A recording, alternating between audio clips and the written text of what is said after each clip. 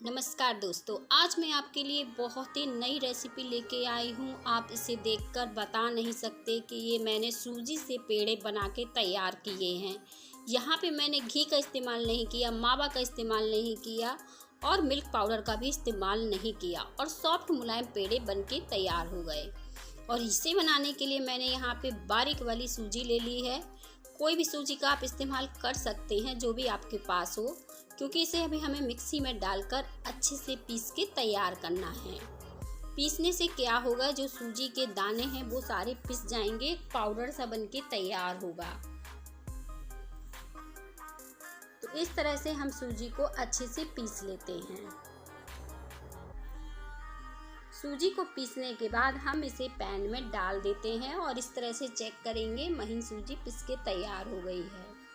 तो इसे हम पैन में डाल देते हैं। पैन में डालने के बाद आज हम इसी से पूरी मिठाई बना के तैयार करेंगे। जिस किसी को भी आप ये मिठाई खिलाएंगे इतनी पसंद आने वाली है, कोई बता नहीं सकता कि मैंने इसे सूजी से बनाया है।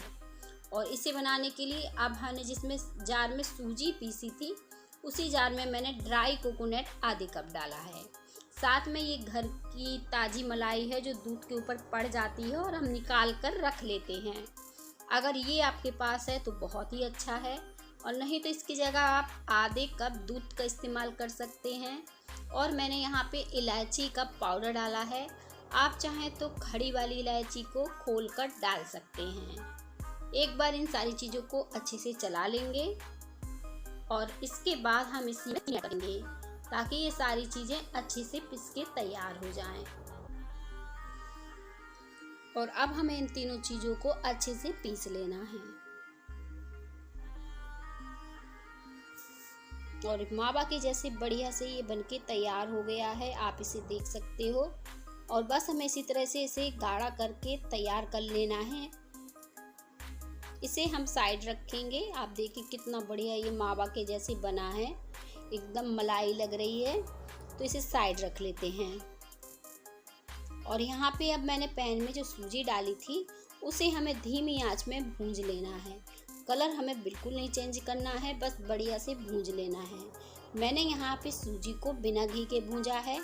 आप इस पेड़े में और अच्छा फ्लेवर देना चाहें तो आप यहाँ पे घी का इस्तेमाल कर सकते हैं। 2 चम्मच घी डाल सकते हैं और फिर धीमी आंच में सूजी को भून सकते हैं। पर मैंने आज ना मिल्क पाउडर का इस्तेमाल किया, ना मावा का, ना घी का। और इन पेड़ों को झटपट से बना के तैयार कर लिया ताकि किसी भी त्योहार पर आप घर के ही चीज़ों से मिठाई बना के तैयार कर सकें। और खाने में भी बहुत ही स्वादिष्ट लगती है। ऐसा नहीं है कि ये अच्छी नहीं लगेगी, क्योंकि सूजी के लड्डू वगैरह भी हम लोग को बहुत ही बढ़िया लगते हैं खाने में, और उन्हें हम कभी भी बना के खाते हैं क्योंकि इतने पसंद आते हैं सबको। तो ये पेड़े भी सबको पसंद आने वाले हैं। और बस सूजी हमारी जैसे ही भून जाएगी तो जो हमने ग्राइंड करके मलाई और कोकोनट रखा है चीनी डालकर, इसे हमें डालकर अच्छे से मिक्स कर देना है। और ना ही आपको अब चाशनी बनाने की ज़रूरत है, कुछ भी करने की ज़रूरत नहीं है। बस धीमी आंच में इन सारी चीज़ों को अच्छे से पका लेना है ताकि जितने अच्छे ये पक जाएंगी सारी चीज़ें, पेड़े हमारे उतने ही सॉफ्ट और मुलायम बनेंगे। तो इसे इस तरह से चलाते हुए 2 से 3 मिनट के लिए पका लेंगे। पकने के बाद देखें आप, चीनी जो थी वो पिघल जाएगी। थोड़ा सा ये बैटर गीला सा दिखेगा तो हम धीमी आंच में इस तरह से चलाते हुए इसे अच्छे से कंबाइंड होने तक पका लेंगे। बहुत ज़्यादा समय नहीं लगता है, बहुत ही कम समय में आप इस मिठाई को बना सकते हो। और डिब्बा भर के इस बार इस मिठाई को आप बनाइए, बहुत ही स्वादिष्ट बनेगी। चाहे तो आप पहले थोड़ा सा बनाइए और ट्राई करिए। अगर आपको पसंद आए तो आप दोबारा में ज़्यादा बनाइए। तो इस तरह से आप मिठाई को ट्राई भी कर सकते हैं।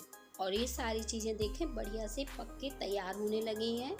इस तरह से मैंने इसे धीमी आंच में बढ़िया से पका लिया है। एक मावा के जैसे ही कंबाइंड हो रहा है और बढ़िया से ये पक के तैयार हुआ है। देखिए कितना बढ़िया आया है कलर, एकदम वाइट कलर आया है। लग नहीं रहा है कि हमने ये सूजी पकाई है। तो बस अब ये हमारा अच्छे से पक के तैयार हो गया है, क्योंकि पैन को बिल्कुल छोड़ दिया है और ये कंबाइंड सा हो रहा है। तो अब हमें क्या करना है कि गैस को बिल्कुल बंद कर देना है और पैन गरम है तो थोड़ा सा हम इस तरह से चला लेंगे इसे इसी पैन में।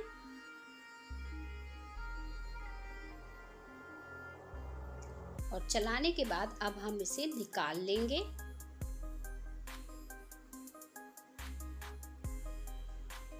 तो निकाल लेते हैं हम इसे और थोड़ा सा ठंडा होगा, बहुत ज़्यादा हमें ठंडा नहीं करना है, नहीं तो ठंडा होने के बाद पेड़े इसके नहीं बनेंगे, सेट हो जाएंगे।